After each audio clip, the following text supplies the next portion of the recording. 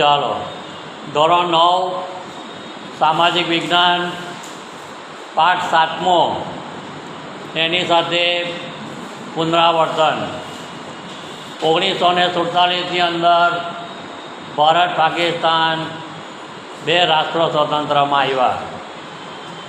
ભારતની પરિસ્થિતિ એવી હતી કે ભારતની અંદર ટોટલ 562 દેશી રાજ્યોને એક કરવાનું કામ સરદાર પટેલે ઉપાડેલું. 559 ને ત્યાર પછી બીજા 3 રાજ્યો એટલે હૈદરાબાદ, જુનાગઢ અને કાશ્મીર એમ કરીને 562 દેશી રાજ્યોનું એકીકરણ સરદાર પટેલે કરેલું. જ્યારે ભારત પાકિસ્તાન સ્વતંત્ર થયા ત્યારે કયા બે પ્રશ્નો ઉદ્ભવેલા? શરૂઆતમાં કયા બે પ્રશ્નો ઉદ્ભવેલા? કયા બે પ્રશ્ને ચર્ચા કરવાની?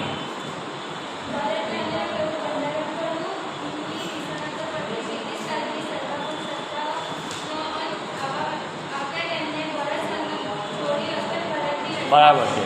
એટલે એવું છે કે ભારત એક બિન સાંપ્રદાયિક દેશ છે. એટલે ભારતની અંદર ન્યાય જાતના ભેદભાવ વગર તમામ પ્રજાને સરખો ન્યાય મળે એ પ્રમાણે બંધારણ ઘડવાનું હતું. આપણે જોયું કે ભારતમાં ઢગલાબંધ રાજ્યો છે ને પહેલાં પણ આજે પણ છે. એની અંદર અલગ અલગ પ્રજાઓ વસવાટ કરતી જોવા મળે, જે આપણે આગળ જોયું. તો ઉત્તર, દક્ષિણ, પૂર્વ અને પશ્ચિમ એની અંદર દરેક રાજ્યમાં અલગ અલગ ભાષા બોલાતી આપણને જોવા મળે, અલગ અલગ પ્રકારની બોલીઓ જોવા મળે, અલગ અલગ ધર્મના લોકો આપણને જોવા મળે. એટલે ભારતની અંદર કોઈને પણ અન્યાય નહીં થાય એટલા માટે ભારતીય બંધારણ ઘડવાની શરૂઆત 1946માં 25મી માર્ચે થયેલી. એ પણ આપણે આગળ જોયું. 1949ની અંદર બંધારણ ઘડીને કમ્પ્લીટ થઈ ગયું આપણું. 1950ની અંદર બંધારણનો અમલ થયેલો. તમારે એ ધ્યાન રાખવું, જ્યારે સિરિયલ સાલવારી આવતી જાય તો તમારા મગજમાં પ્રશ્નો તાત્કાલિક ઉદ્ભવવા જ જોઈએ. 1945ની અંદર બીજા વિશ્વયુદ્ધની પૂર્ણાહુતિ,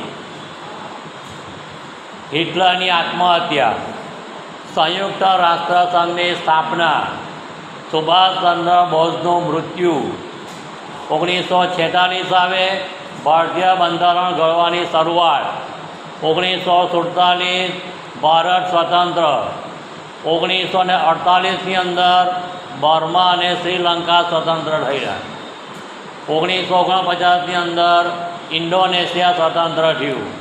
એ ભારતીય બંધારણ ઘડીને કમ્પ્લીટ થઈ ગયું. 1950ની અંદર ભારતનું બંધારણ અમલમાં આવેલું.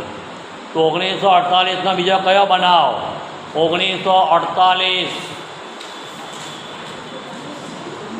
બર્મા શ્રીલંકા સ્વતંત્ર સિવાય 1948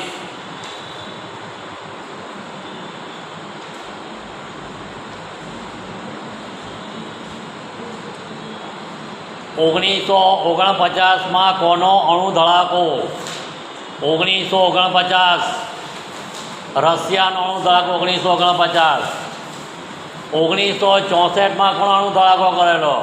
1964 ચીન. 1958ની અંદર ભારતે અણુ અખતરો કરેલો. ને અમેરિકાએ 1945માં અણુ અખતરો કરેલો. અમેરિકાએ જાપાની ઉપર હિરોશિમા નાગાસાકી પર જાપાનમાં બોમ્બ નાખેલો. અમેરિકાના લ્યુસિટાનિયા સ્ટીમરમાં કેટલા લોકો મૃત્યુ પામેલા? લ્યુસિટાનિયા સ્ટીમર 147 સૈનિકો મૃત્યુ પામેલા. એટલે અમેરિકા 1970ની અંદર પ્રથમ વિશ્વની અંદર જોડાયેલું. નિઃશસ્ત્રીકરણ એટલે શું? નિઃશસ્ત્રીકરણ કોઈ પણ એક દેશ પાસે વધારે પ્રમાણમાં ઘાતક શસ્ત્રો હોય તો એ ઘાતક શસ્ત્રોનો નાશ કરવો, અથવા એ ઘાતક શસ્ત્રો સંયુક્ત રાષ્ટ્રસંઘની દેખરેખ હેઠળ રાખવાની નીતિને નિઃશસ્ત્રીકરણ કહેવામાં આવે છે. એક વાક્યમાં આવું પૂછવામાં આવે, જેવી રીતના બિન જોડાવાળી નીતિ છે, પણ ટૂંકી ભાષામાં ન જોડાવાની નીતિ. કોઈ પણ એક દેશ બીજા દેશ સાથે લશ્કરી ક્ષેત્રે જોડાણ ન કરે એને બિન જોડાવાળી નીતિ કહેવામાં આવે છે. એ ભારતે એ નીતિ બહાર પાડેલી. બીજા વિશ્વયુદ્ધ પછી પરિસ્થિતિ એવી આવેલી કે બીજા વિશ્વયુદ્ધની અંદર રશિયા અને અમેરિકા બંને સાથે મળીને લડેલા. બીજા વિશ્વયુદ્ધ શરૂ થઈ ગયા પછી અમેરિકાની અંદર લોકશાહી શાસન ને રશિયાની અંદર સામ્યવાદી શાસન, એ બંને વચ્ચે ખેંચતાણ ચાલી. અમેરિકાની એવી ઈચ્છા કે વિશ્વના દેશોમાં લોકશાહી શાસન સ્થપાય, રશિયાની એવી ઈચ્છા કે સામ્યવાદી શાસન સ્થપાય. બંને વચ્ચે જે ઘર્ષણની પરિસ્થિતિ ચાલી એને વિશ્વની અંદર ઠંડા યુદ્ધની પરિસ્થિતિ તરીકે ઓળખવામાં આવે, જે 1945થી 1962 સુધી એ ચાલેલું. ભારતને ડર હતો કે જો ભારત અમેરિકા સાથે જોડાય તો રશિયાનો ભય હતો, ભારત જો રશિયા સાથે જોડાય તો અમેરિકાનો ભય હતો. એટલે ભારતે વચ્ચેનો માર્ગ કાઢેલો કે ભારતને જે કોઈએ મદદ કરવી હોય તો બિનશરતી આર્થિક સહાય કરીએ. અમે કોઈ બેમાંથી કોઈની સાથે જોડાવા તૈયાર નથી. એટલે એને બિન જોડાવાળી નીતિ તરીકે ભારતની અંદર ઓળખવામાં આવે. જવાહરલાલ નહેરુએ આ નીતિ બહાર પાડેલી. રશિયાને પણ અમેરિકાનો ડર હતો, કારણ કે અમેરિકા પાસે અણુશસ્ત્રો હતા. જે અણુબોમ્બનો ઉપયોગ અમેરિકાએ જાપાન 1945માં કરેલો, રશિયા પાસે એવા શસ્ત્રો ત્યારે નહીં હતા. એટલે અમેરિકાને એવું અભિમાન હતું કે હું સર્વસ્વ છું. એટલે પછી રશિયાએ 1949ની અંદર અણુ ધડાકો કરી બતાવ્યો. કે જેવી તાકાત અમેરિકા પાસે છે એવી તાકાત રશિયા પાસે પણ આવી ગઈ. ને આજે જો ત્રીજું વિશ્વયુદ્ધ થાય ધારો કે, તો વિશ્વની અંદર ઢગલાબંધ દેશો પાસે ખતરનાક શસ્ત્રો છે. આખું વિશ્વ નાશ જ પામે. કેમ કે એકબીજાનો ડર લાગવા માંડેલો છે. એટલે બધા દેશોએ શસ્ત્રો ભેગા કરવાની શરૂઆત કરી કે જો આપણી પર કોઈ હુમલો કરે તો આપણે સામે એનો હુમલો કરવાનો.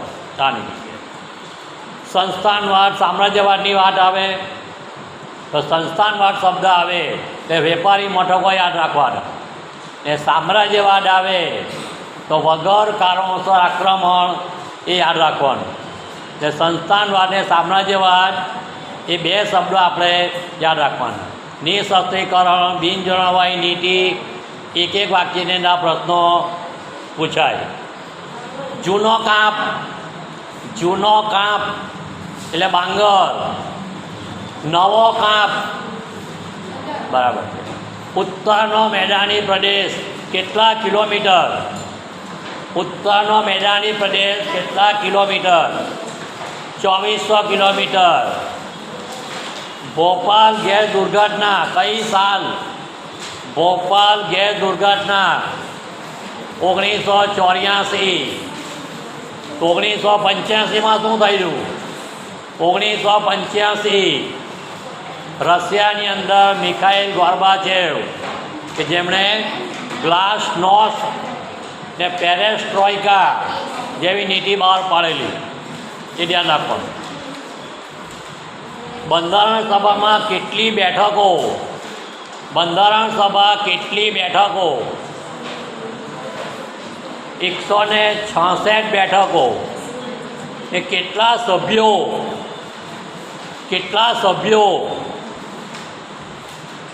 389 સભ્યો. દાંડી કૂચમાં કેટલા સભ્યો? દાંડી કૂચ 379. દાંડી કૂચ કઈ તારીખ કયો મહિનો? દાંડી કૂચ કઈ તારીખને કયો મહિનો? એ જલિયાવાલા બાગ કઈ તારીખને કયો મહિનો? જલિયાવાલા બાગ કઈ તારીખને કયો મહિનો?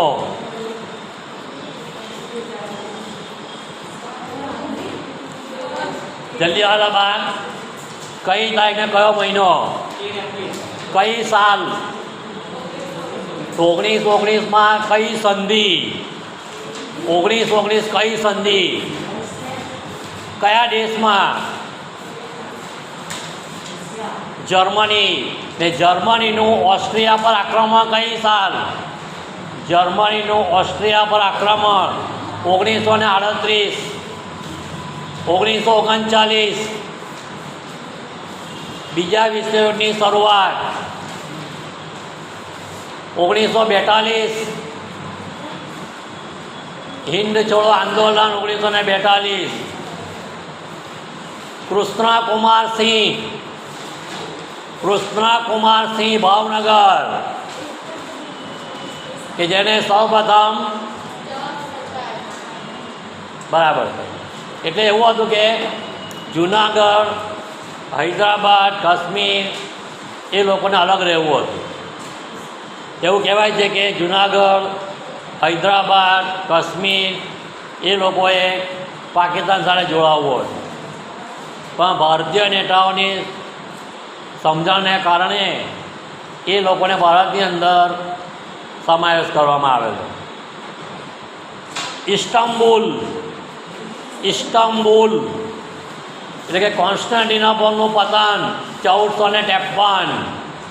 1498 વાસ્કો દ ગામાનું ભારતમાં આગમન, કાલિકટ બંદરે ઉતરેલો.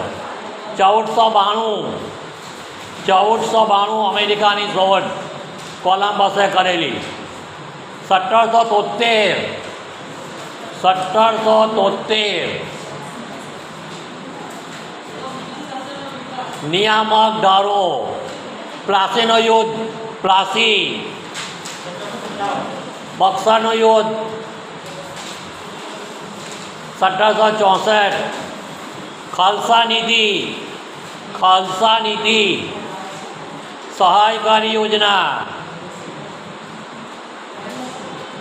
ગદર પાર્ટી લાલા હરદયાળ ગદર પાર્ટી. રેશમી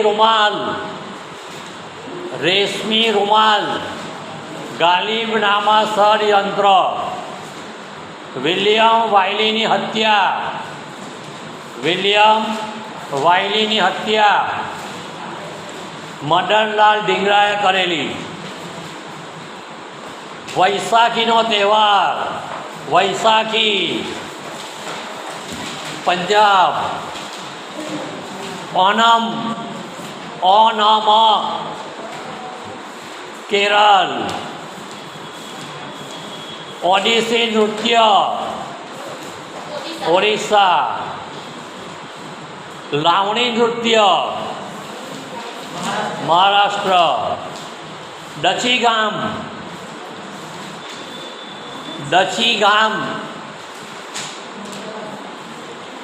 જમ્મુ કાશ્મીર. કાઝીરંગા અસમ. ચંદ્રપ્રભા ઉત્તર પ્રદેશ. સર્પગંધા લોહીના પરિભ્રમણ માટે સર્પગંધાનું વનસ્પતિ ઉપયોગમાં આવે. 5મી જૂન વિશ્વ પર્યાવરણ દિવસની ઉજવણી. 21મી જૂન વિશ્વ યોગ દિવસ. 21મી જૂન ઓઝોન દિવસ. વન મહોત્સવ જુલાઈ મહિનો. 32.8 લાખ ચોરસ કિલોમીટર ભારતનું કુલ ક્ષેત્રફળ. કે વિશ્વમાં કેટલામું સ્થાન વિસ્તારમાં. જમીનના પ્રકાર 6 જોઈએ આપણે. IUCN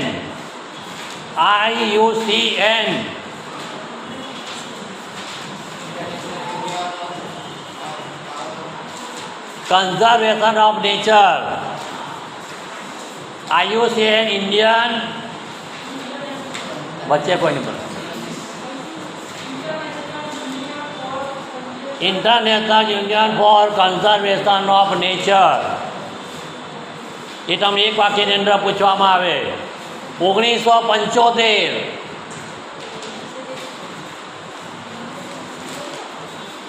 1975, 1976, 1971, 1972 બધે સાલવાળી જોઈએ. 15 લાખ વિશ્વની અંદર 15 લાખ પ્રજાતિઓ. એમાં ભારતમાં કેટલી?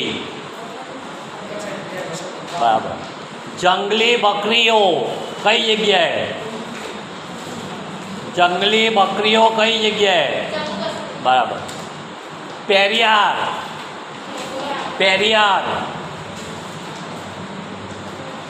કેરળ. હવે દક્ષિણના જે 4 રાજ્યો છે એની અંદર તમિલ, તેલુગુ, કન્નડ અને મલયાલમ એ 4 ભાષા ચાલે. એ દક્ષિણમાં જે દ્રવિડ કુળ જે છે એ ઉત્તર ભારતમાં દક્ષિણ ભારતમાં સ્થાયી થયેલા. એ દ્રવિડ કુળની જે 4 ભાષા છે એ 4 ભાષા દક્ષિણ ભારતમાં સ્થિત થયેલી છે. એ દરેક રાજ્યની અંદર અલગ અલગ ભાષા અને અલગ અલગ બોલી. એવું પણ કહેવાય છે કે ભારતની અંદર અત્યારે જે આકાશવાણી સ્ટેશનો છે એ 415 આકાશવાણી રેડિયો સ્ટેશનો છે. તેની અંદર સમાચાર કે અન્ય 23 ભાષામાં પ્રકાશિત થાય. જે ભારતની અંદર 23 ભાષામાં સમાચારો રેડિયા પરથી પ્રકાશિત થાય. જેમ આપણે ટીવી ચેનલો જોઈએ છે, તમિલ, તેલુગુ, મરાઠી, પંજાબી ટીવીમાં ચેનલ જે છે એ જે તે રાજ્યો પૂરતી સીમિત હોય. ગુજરાતી ભાષા બધાને આવડે.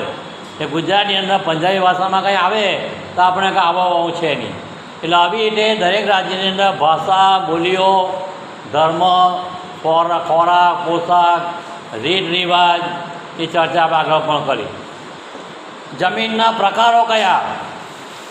જમીનના પ્રકારો: કાપની જમીન, કાળી જમીન, રાઠી જમીન, કે જંગલ પ્રકારની જમીન, દલદલીય જમીન, અલગ અલગ પ્રકારની જમીનો આપણે જોઈ.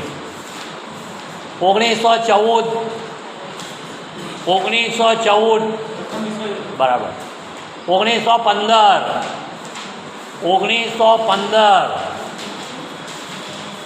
ગાંધીજી દક્ષિણ આફ્રિકાથી ભારત પરત આવેલા. 1893માં દક્ષિણ આફ્રિકાએ ગયેલા. 1915 અહીંયા પાછા આવેલા.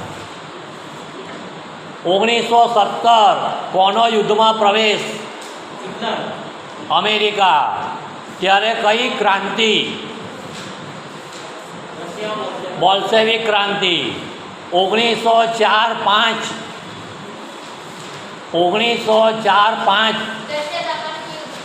રૂસો જાપાન વિગ્રહ. એટલે એવું કહેવાય છે કે નાનકડા જાપાને મહાકાય રશિયાને હાર આપેલી. 1904-5ની વાત. 1905નો બીજો કયો બનાવ? બંગાળના ભાગલા પડેલા. એ ક્યારે રદ થયેલા? રાષ્ટ્રસંઘની સ્થાપના કઈ સાલ? રાષ્ટ્રસંઘ 1920. સ્વરાજ્ય પક્ષની સ્થાપના કઈ સાલ? 1923. ચિત્તરંજન દાસનું અવસાન કઈ સાલ? 1925. સાયમન કમિશન ક્યારે નિમાયેલું? 1927. 2 વર્ષ જરૂર નિમાયેલું. તેમાં કુલ 7 સભ્યો અંગ્રેજો હતા. એટલે આપણે સાયમન કમિશનનો બહિષ્કાર કરેલો. એ પણ ધ્યાન રાખવાનું પાછું. આંતરરાષ્ટ્રીય અદાલત હોલેન્ડના હેગ નામના શહેરમાં. સચિવાલય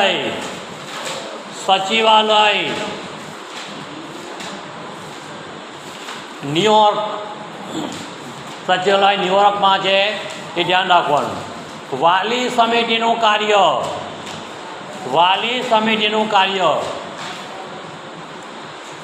એટલે એવું કહેવાય છે કે બીજા વિશ્વયુદ્ધ પછી જે દેશો પડી ભાંગેલા હતા, જે લોકોની આર્થિક પરિસ્થિતિ ખરાબ થઈ ગયેલી હતી, એને બેઠા કરવાનું કાર્ય આ વાલી સમિતિએ કરેલું.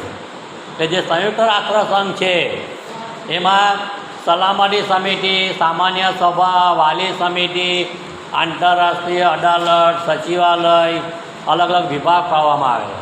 એ દરેક વિભાગને લોકોને અલગ અલગ કામગીરી સોંપવામાં આવે. ILO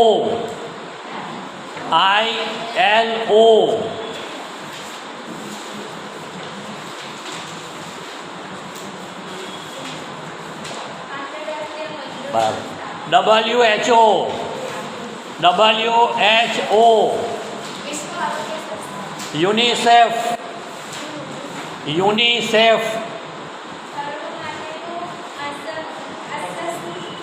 UNESCO,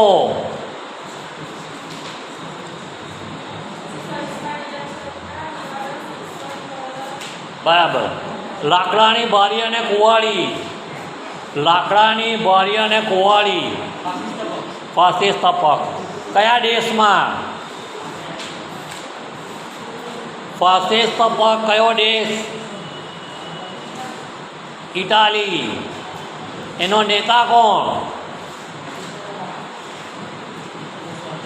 બેનિટો મુસોલિની એનો નેતા. જર્મન કામદાર પક્ષ કઈ સાલ? જર્મન કામદાર પક્ષ 1919. રોલેટ એક્ટ એ ખિલાફત આંદોલન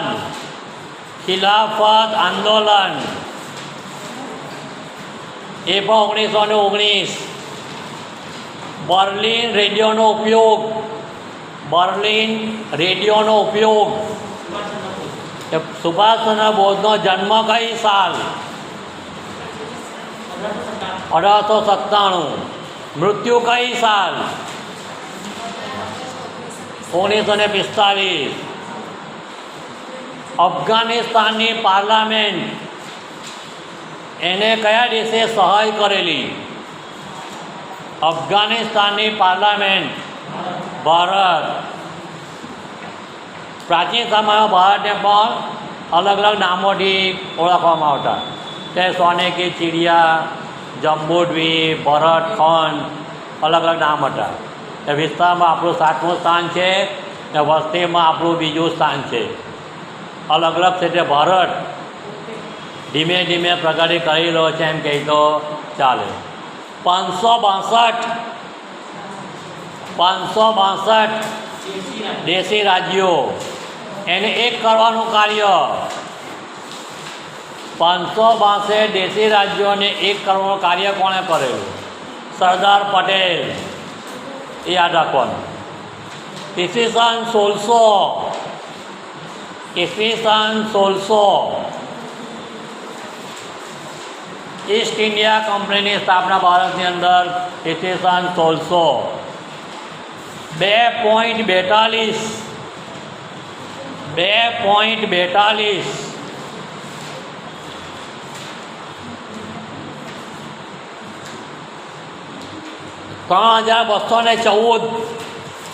3214 ઉત્તર દક્ષિણ.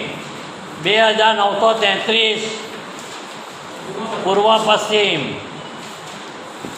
ભારતનો દરિયા કિનારો કેટલા કિલોમીટર? 7,517 કિલોમીટર ભારતનો દરિયા કિનારો. 3 બાજુ આપણને દરિયા કિનારો મળેલો છે. તે ગુજરાતનો દરિયા કિનારો 1600 કિલોમીટર. કે આખા ભારતની અંદર સૌથી વધુ લાંબો દરિયા કિનારો ગુજરાતને મળે છે.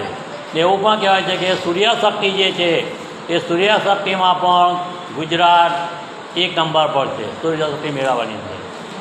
રાષ્ટ્રીય વનનીતિ પહેલી 1952. રાષ્ટ્રીય વનનીતિ બીજી 1988. 1980માં એની ચર્ચા કરવામાં આવેલી. ભારતમાં કેટલા ટકા જંગલો હોવા જોઈએ? એ કેટલા ટકા છે? ગુજરાતમાં કેટલા ટકા? 10%. એટલે ભારતમાં 33% જંગલો હોવા જોઈએ. પણ માત્ર 23% જંગલો છે. કે ગુજરાતની અંદર માત્ર 10% જંગલો છે. ભારતમાં કેટલા અભયારણ્યો? ભારતની અંદર કુલ અભયારણ્યો કેટલા? તો વિદ્યાર્થી મિત્રો, હરિઓમ, જય શ્રી કૃષ્ણ. નકશા પોથી, સ્વાધ્યાય પોથી, નોટબુક એ કમ્પ્લેટ કરીને તમારા સ્કૂલની અંદર આવવાનું છે. બરાબર.